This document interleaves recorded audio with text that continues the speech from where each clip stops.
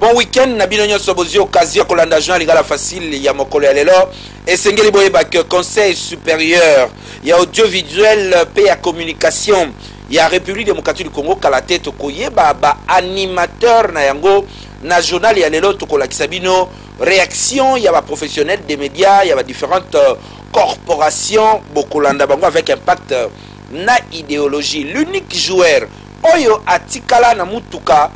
P atikala na lopango maréchal a pesaka bango tango babimaka champion d'Afrique tokola kisabino yango mokolo ya lelo avec un partenaire idéologie RTL 5 millions d'abonnés premier réseau ya communication oyo et banda masolo a na République démocratique du Congo. Merci pour la fidélité na bino na journal Lingala Facile et sengeli boyeba que lelo samedi jour ya basalongo babourgmestre ebele bazali nano ya kolala ba commune ya Kinshasa ezali toujours salité kasi Madame Thérèse Olenga moko ya gouvernement provincial ya ville province Kinshasa a betaki batour pona kotala bisika nini bazali ko sa salubrité bolanda reportage ya pasteur Bwana na Gogo Yongolo.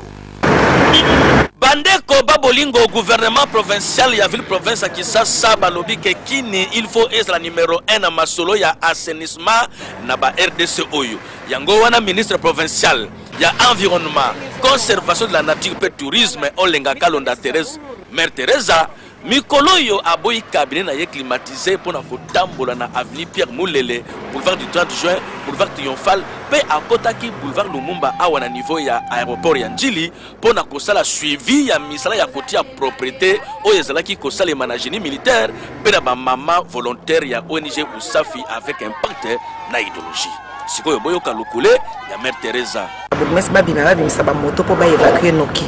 ba critiquera biso ke bo salaka évacuation matiti otikala mbule noki mosusu ezongi place to longole matiti en direction ya population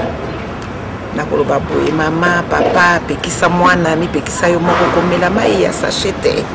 mai ya mbindo mai ya bosoto tala likambo ya ba mai ya sachet oyo ministre Olenga Kalonda Thérèse atelemeli yango makasi pe asengaki bana ya mai ete batika musala oyo po ete yango nde liko tia salité na Kinshasa liseki ezali te po ete assainissement ya Kinshasa esimba il faut que ba bourgmestre nyonso bazalaka na terrain chaque samedi bomona loin terrible